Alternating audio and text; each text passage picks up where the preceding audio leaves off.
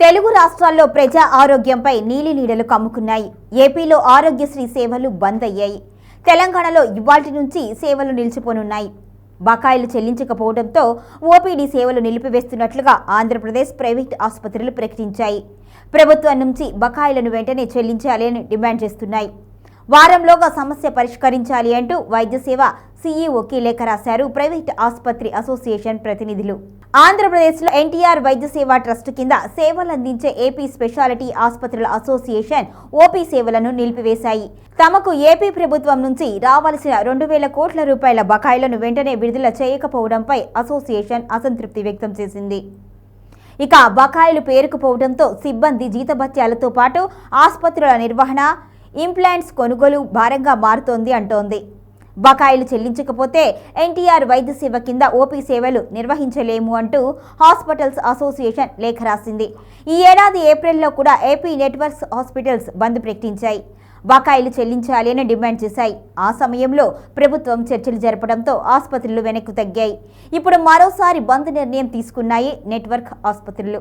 ఇటు తెలంగాణలో కూడా సెప్టెంబర్ 15వ తేదీ అర్ధరాత్రి నుంచి ఆరోగ్యశ్రీ సేవలు నిలిపివేస్తున్నాము అని నెట్వర్క్ హాస్పిటల్స్ ప్రకటించాయి. 12 నెలలకు సంబంధించి 1,400 కోట్ల రూపాయల బకాయిలు చెల్లించాలి అని నెట్వర్క్ హాస్పిటల్స్ డిమాండ్ చేశాయి. రాష్ట్ర వ్యాప్తంగా 330 ప్రైవేట్ ఆసుపత్రులలో ఆరోగ్యశ్రీ సేవలు నిలిపివేతకు నిర్ణయం తీసుకున్నట్లుగా ప్రకటించాయి. 22 నెలలుగా ఈహెచ్ఎస్, జేహెచ్ఎస్ బకాయిలు ఇవ్వలేదు అని నెట్వర్క్ ఆసుపత్రులు స్పష్టం చేశాయి. పేదలకు ఖరీదైన శస్త్రచికిత్సలు, ఇతర వైద్య చికిత్సలు అందించేందుకు ప్రభుత్వం రాజీవ్ ఆరోగ్యశ్రీ పథకాన్ని ప్రవేశపెట్టిన విషయం తెలిసిందే. ప్రస్తుత ఆరోగ్యశ్రీ పథకంలో ప్రభుత్వం 1,835 వైద్య సేవలతో పాటు చికిత్స పరిమితిని కూడా 10 లక్షల వరకు పెంచింది. ఇందులో సాధారణ వైద్యం, ఈఎన్టీ, కళ్ళు, ఎముకలు, అవయవ మార్పిడి, కాలేయ మార్పిడి, క్రిటికల్ కేర్, గుండె సంబంధిత, తలసేమియా, హిమోఫియా వంటి అన్ని రకాల వైద్య చికిత్సలు ఉచితంగా అందిస్తారు. ఈ పథకంతో పేదలు సులభంగా వైద్యం చేయించుకుంటున్నారు. ఏ చికిత్స చేయించుకోవాలి అనుకుంటున్నారో అక్కడ ఆరోగ్య మిత్రను సంప్రదించాలి. రేషన్ కార్డు, ఆధార్ కార్డుతో రిజిస్ట్రేషన్ చేసుకోవాలి. అనంతరం సంబంధిత వైద్యుడిని సంప్రదించాలి. శస్త్రచికిత్స చేయించాలి అంటే తొలుత ఆరోగ్యశ్రీ ట్రస్ట్ నుంచి అనుమతి ఉండాలి.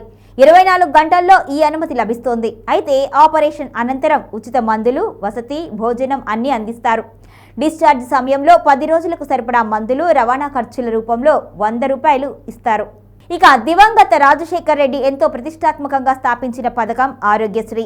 పేదల ఆరోగ్యాన్ని దృష్టిలో పెట్టుకొని రాజశేఖర్ రెడ్డి ఈ పథకాన్ని రూపొందించారు. అయితే ఆయన ఉన్నంత కాలం ఈ పథకానికి ఎటువంటి ఇబ్బంది రాలేదు.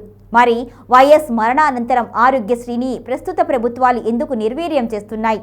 అప్పుడు లేని ఇబ్బందులు 2 తెలుగు రాష్ట్రాలు ఇప్పుడు ఎందుకు చూపిస్తున్నాయి?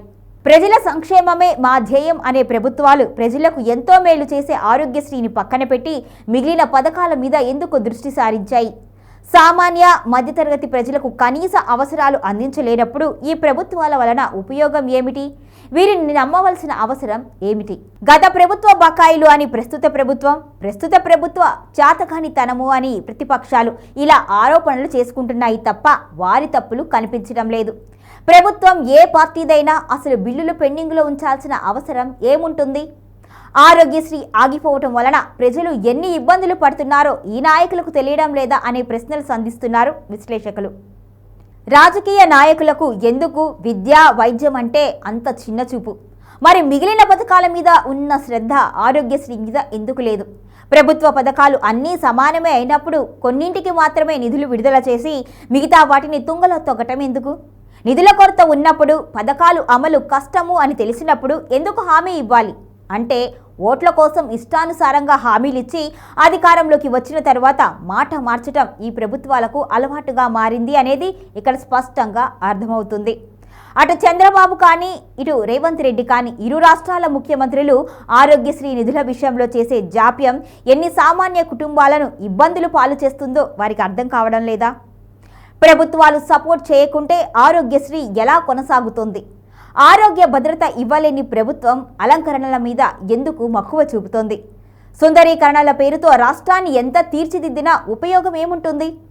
మనుషుల ఆరోగ్యాలు కాపాడలేని ప్రభుత్వాలు, నాయకులు ఉన్నా లేకున్నా ఒకటే కదా.